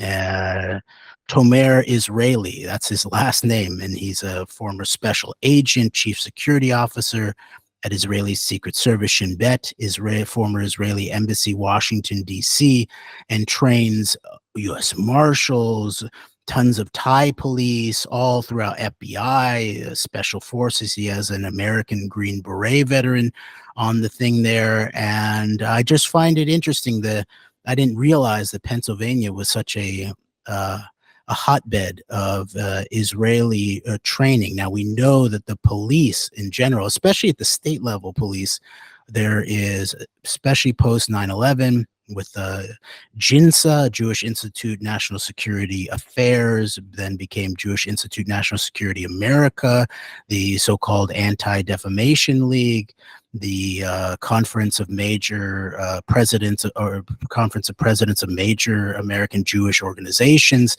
This troika of Jewish power organizations catalyze the deadly exchange between American police and American police commanders, security commanders into Israel post 9/11. And it appears to me that some of this post 9/11 hotbed in the United States, where then you got these Israeli, so-called security guys in the United States training not only state police or local police, but also on up to Secret Service and U.S. Marshals and FBI and special forces in an American context, appears to be Pennsylvania. So there's no other forensic evidence connecting any of this to that, but the larger parameters here that we'll have to discuss later about, okay, how and who would all of this benefit in terms of the question of what appears to be an attempted assassination on Trump. Now, there are more forensics. I still don't think we have credible evidence that Trump's ear was actually struck by a glancing strike by a bullet from a rifle. It may be the case. However, we know for sure that there was shrapnel, and it's hard to know exactly where it's from. It looks like one of the hydraulics wire that held up the speakers set on stage was hit, and there was tons of shrapnel. So many people were hit by shrapnel. And then I'll just finally say that and actually, what did I look at it? What happens to Trump? People should go look at the video of like when Trump sort of indicates that he feels and hears something passing by his ear. He goes up to check his ear.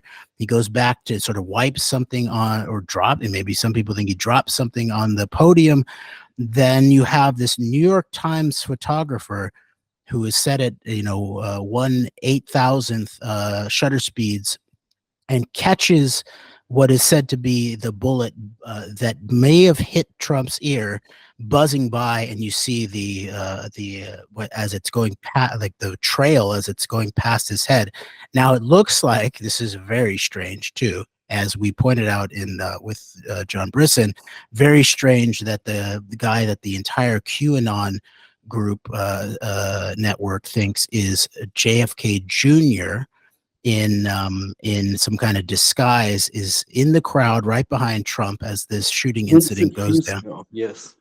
Vincent Fusca, he seems to be one of the few people who don't seem to drop down immediately when this all starts to go. is there. So that just sort of, it sets up a lot of resonance for the Q people, that this is an indicator that all is in the Patriots' hands, and this kind of thing had to happen in order to stop other things from happening, or in order for the white hats to gain full control. Those are some of the narratives there, right? But even this New York Times photographer who was set up right in front, I believe this is also the photographer. Now, people can fact check this. Is this the same photographer that caught the infamous, photograph of George W. Bush on September 11th in the Florida classroom? Is this the same photographer who actually was able to take a picture of a bullet in terms of the Kennedy assassination? Now, that may be totally wrong, but people should double check that in terms of this New York Times photographer, wartime photographer, who apparently caught a bullet flying by. So there's so many different potential compounding issues in terms of all the networks that might have different reasons to do something like this, whether it was an attempted assassination, whether it was an attempted failed assassination, whether it was staged, like wrestling, like that kind of thing. That's not out of the realm of possibility, but we don't have quite have enough information to really figure it out. But I think in future recordings, Greg, we should sort of just do an analysis of different interests that might be involved. And sometimes, as we've seen, it looks like things like even 9/11 and the Kennedy assassination, you have the potential for even things like hijacked operations, hijacked stage to fail, or hijacked more limited operations that are potentially then hijacked by other factions, sometimes potentially with more foreign interests that then amplify it or decide to sort of take it all the way through. These kinds of parameters are on the table, and I think that they should be taken into account in terms of the 713 operation. And then I'll just totally finish up, Greg, I promise here, by just saying that the two symbols, I like to read reality, no matter whether someone's scripting it or if it's being scripted by God, or whether reality is some kind of poem of some sort, whether the universe has a meaning, or a literary component, we might call it, or an oral tradition kind of component to it, or a reason. That there are two main symbols that I see pop up in terms of this is glass, right? This is a question. This is a major, there's a whole crew out there saying, show us the ear. Was Donald Trump hit by things like more like glass or other fragments, or was it bullet, right? And then the advanced glass company that's in sort of deep technology related to the military industrial complex. So there's this shards of glass, that's one piece of this, right? There's these Kabbalistic elements of like that is the way the universe and the psyche or soul are seen, in a Kabbalistic element of shards of glass that need to be drawn back together to become a vessel of light, right? Light and dark. Remember that whole thing with Q, light and dark, days of darkness, light, like all of it, white hats, black hats, all of that kind of thing. And the other then is just the actual date. As we know, people like to script things on dates, like 9/11 was obviously scripted for, it was a date, it was emergency, right? It was 9 to 11, skipping 10, which is seen as the God number or something like that, right? So 713 has historical elements to it, right? You have everyone from like John D, who was the July 13th, apparently baby, who's potentially seen as like the progenitors of modern magic and Gnosticism, and even like maybe aspects of what Crowleyism or modern magic and Kabbalah and these kinds of things. You have John D. And then you have like people like Jake Astor born there, and then you have events, right? You can then say, okay, what are the kinds of events that happen on July 13th? And you have everything from the Watergate scandal breaking through on that day, to this. It was a day, I think, in 1985 when George H.W. Bush took over as the sort of temporary president from Ronald Reagan, who had already suffered his assassination attempt during that administration, for the day for Reagan to get his polyps removed. And then finally was what the one that really was sort of in the back of my mind. I was like, I know there was some kind of pretty obviously staged, meaning like it wasn't only the people who they said did it, or there were larger architects behind it. A terrorist event was the 2011, I believe, Mumbai terror attacks, which were a crucial sort of mid point. Remember, you have 9/11, you have anthrax attacks, you have Bali bombing, then you get into the 2005, you have the sort of the London bombings. Lots of questions about Israeli technology, Israeli foreknowledge at the very least in terms of all of this stuff. Maybe even just directly Israeli technology involved in what we see on TV in terms of explosions, it looks like. But then you have a sort of big repulsing of the, a further pulsing, a further re-upping of the terror war global psyche is the Mumbai bombings on July 13th. 2011. So I'm not saying that I'm not like writing in all of this as like immediately significant. I just sort of take this as symbolic resonance to be able to sort of read the thicker fold of our current very concerning and very chaotic reality. Lots of questions to be answered for sure to go back to in the time to come. And once again, I just circle back to the one common resonance between all these events is that the dead men, or dead patsies, as our friend Chris Rouland might say, tell no tales. So that always seems to be a constant theme of these kind of events. And and then real quick as we wrap up, something else that I want to focus on, I think maybe that should be focused on a future episode, is going back to the topic that we were supposed to talk with John Brisson about this past Saturday when this news came in, and we ended up not talking about it at all. Is the matter of Project 2025 and the framework for what the Trump administration would look like in the and how now Trump has publicly distanced himself from the project, saying he wishes them well, but he knows nothing about it. Which I sense that there's I think between people like Trump and Stephen Miller and even Vance, basically saying that we have nothing to do with Project 2025. I don't think that's all on the up and up as far as their statements go in terms of like their knowledge of it.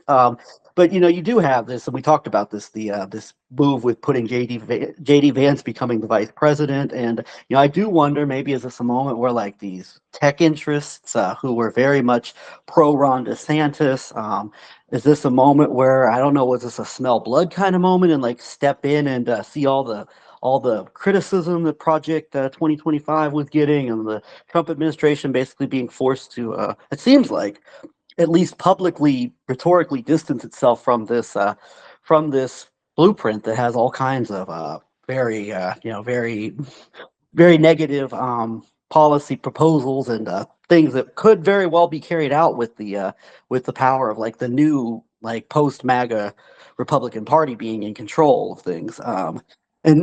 And I wonder, something to check on going forward will be to see like how like how these interests that have brought in a JD Vance, it seems like, that's my sense, will work with the purveyors of this whole Project 2025 agenda, which I think there's a lot of overlap, but there's also areas where I think there's not quite as much overlap. I think in the bigger areas we've been talking about, as far as like the continuity of the modern, what you might call the new right, what Hillary Clinton in one of her broken clock is right twice a day moments referred to as the vast right-wing conspiracy. This long-term continuity of this is very much represented through, I think, Project 2025, which is the heritage foundation, of course, right at the heart of the modern, what you call conservative movement, and so many of the tentacles and so many of the elements and aspects of the current GOP are represented directly through this. how this will all go together, because I think very clearly, I think in the bigger framework of what we've been analyzing, there's going to be a lot of continuity and overlap as far as certain policies go, as far as, certainly woke policies go. I think there will be a lot of foreign policy overlap, but there's also some areas where there could be some potential. So I am interested to analyze, like, going forward, what could the relationship be with this whole, like, Elon Musk Silicon Valley crowd and these Project 2025 types, which are a combination of a lot of Christian national, what you call Christian nationalists associated with this, and there's some potential of attention there. So I'm interested to analyze how and look at that kind of relationship going forward, because I don't think that even if, like, even if the Musk Teal ticket, which I think I heard somebody on one of the networks refer to the Musk Teal ticket and Musk's endorsement of Trump and all this AI that stuff related to many things that he could possibly benefit from with the Trump presidency, and then Teal being, of course, Vance, and whatever his public role is, it's very much still that network that is very much, I think, at the heart of JD Vance's rise to the political levels of influence that he's gotten to. This whole this whole Heritage Foundation Project 2025, which has been at work for going on 4 or 5 decades, they're not just going to go quietly into the night. So I'm interested to see how all of this integrates together, and where it doesn't. I think that's going to be a storyline to follow with this 2024 presidential election as we move on here. I think that's going to be a very interesting story to analyze and follow. And then my last point before we wrap up, Jeremy, is I wanted to bring up something you said in our private conversation before we went live, and you mentioned you referred to ecumenicalism. Like, there's a there's a bit of an ecumenical element to this 2024 Trump 2.0 of Where they're you even have welcoming in the former Satanists, I guess, like the Satan worshipers like Amber Rose into the fold. well, It's that's a good point. truly ecumenical. Yeah. Well, you have the Christian nationalists who are obviously very strongly in there, and whatever you think of that term, whatever it means, like what you have, that element's obviously very strong in there. But then you also have you have the Hindu prayers being said at the convention, which makes a lot of people, including many alt-right types, and also Candace Owens, very upset. You got even the representation of JD Vance's wife being in there, and so and then I think also, though, it's interesting when you think about what we go back to talking about earlier with, like, Dana White and the UFC, and this, what I call this hyper masculinity. I think it's, like, in many ways a pseudo type of masculinity, but hyper masculinity on steroids of, like and even bringing that into the equation. It's interesting because I was pointing out to you how, like, you can go back to the late 90s when Jesse Ventura was governor of Minnesota, and a lot of the religious right were not thrilled with Jesse Ventura because they saw him as amoral, and he was publicly non-religious and very, very, very secular, not a friend of the evangelical Christian right. You move forward 25 years later, and they completely embraced Donald Trump, and what I think you correctly call a major spiritual compromising by the American right, by a large portion of the American evangelical Christian community that has gotten behind and has been at the forefront of helping Trump get in the first time, and certainly of his continued political prominence as time goes on here as we move into this election.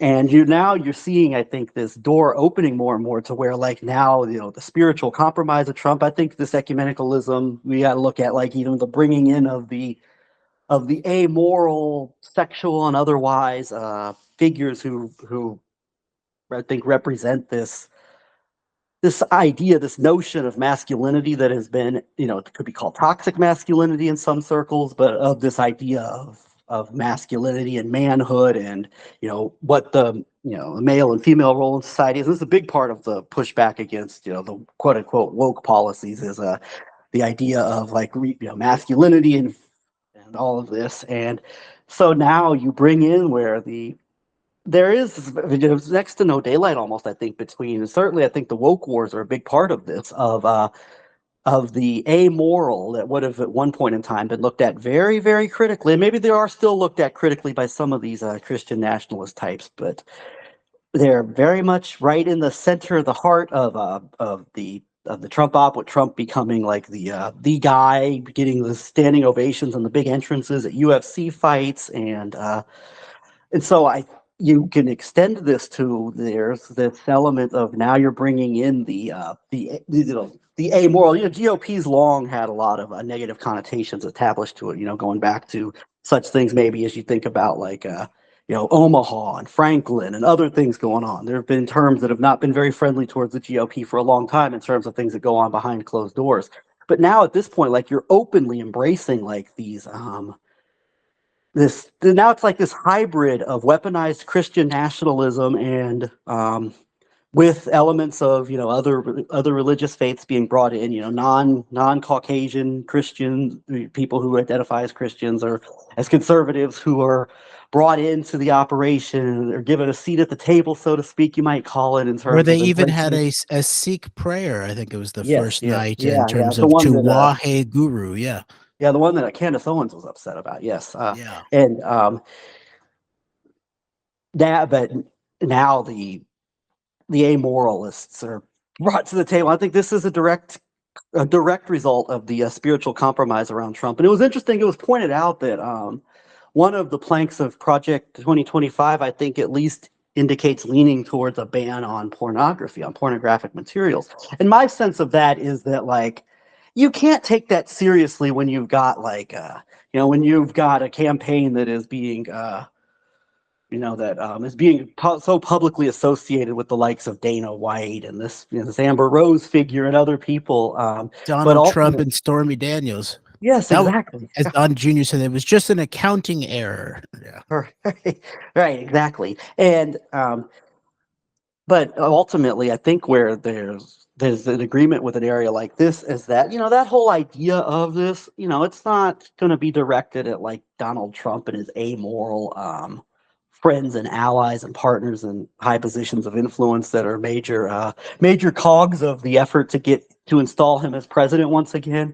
No, it's going to be directed at the enemies of wokeness, who are they're seen as with their materials that sexually confuse children. That's going to be the pornography that I think all of these people can agree on needs to be censored and dealt with and done away with. And so my point is that this ecumenicalism, as you called it, is not only a religious one, but it's also a cultural one, in terms of where the Christian right of 25 years ago was not a fan of Jesse Ventura because he was amoral and secular and didn't really believe in God, or certainly wasn't a Christian. Now has not only embraced Donald Trump, but is now directly working with the likes of Dana White, this super hyper amoral, certainly not religious or Christian in any serious interpretation or definition of what it means. I don't think elements are now directly working together as a result of the spiritual compromise, I think, that took place in the 2015-2016 time period, but an already utterly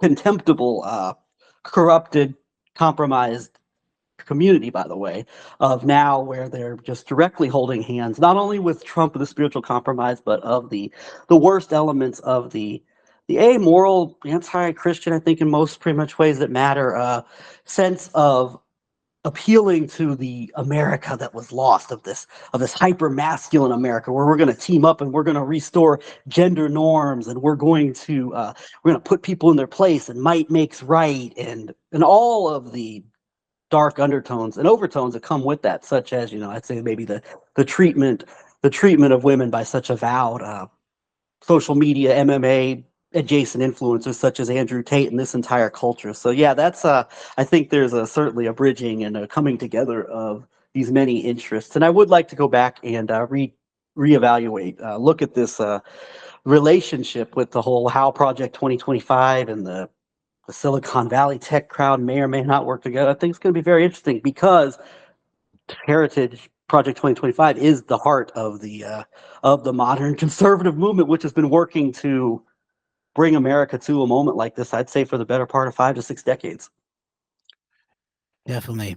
And I'll just say that I'm weighing and I'm hoping that my deepest sense of concern and dread will are or will turn out to be at least partially unfounded in terms of what the potential threat of what's going on right now and this Trump Vance ticket actually represents.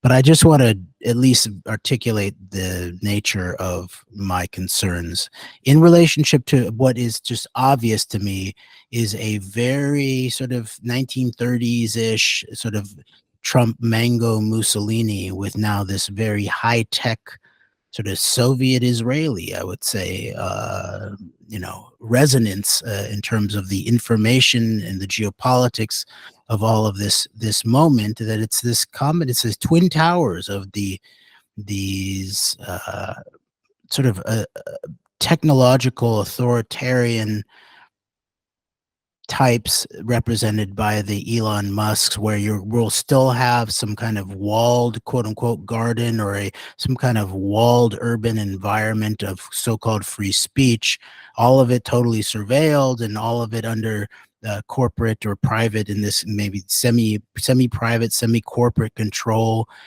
in terms of X and all of that. But one of the things it looks like is that one, beyond just obvious the key to sort of get the money flowing again in terms of these interests in Silicon Valley and big aspects of maybe big little tech, we might call them, or upcoming big tech in certain ways, is that they seem to not only want to get like the guarantee that they'll have a chance to, further, I would say in certain cases, loot and pillage technological innovation while also limiting the nature of the especially online kind of technological innovation when it comes to these more online investors rather than Elon Musk, who's also not only, he's not only dealing in photons, he also deals in atoms and all of that, is that they seem to have had an agreement promised to them that one of the first executive orders that Trump will do when he's in is that they are going to totally unleash AI technology and they are going to immediately engage in a militarization program of AI. So that's one piece, one of the towers that sort of stands over this, and then you can go deeper into whatever the philosophy of like the Elon Musks and the Peter Thiel types might be. They are more of the sort of the so-called philosophical types, other than these just sort of PayPal mobster David Sachs and Andreessen Horowitz. They have their own kind of technological progress kind of philosophy, but Musk and Thiel have very baroque and sort of seemingly complex and weird kind of techno allegedly utopian fantasies, very anti-populi, anti-demos at the very least, anti-democratic kinds of an authoritarian libertarianism approaches to all that. So that's one tower that's very concerning to me. And then the other tower is what you brought up in terms of what really does Project 2025 represent. And so I think you have Trump trying to insulate himself from really very likely the statement that Kevin Roberts made about how they are waging an ongoing second American revolution that will, quote, remain bloodless if the left allows it to be, unquote. So there you have some real just sort of pseudo-populist fascism, I think, in the mix there. So bloodless if the left allows it to be. Does that mean that if people who are dissent against it don't dissent against it, resist it? Or is it as long as they don't engage in some kind of physical or violent resistance?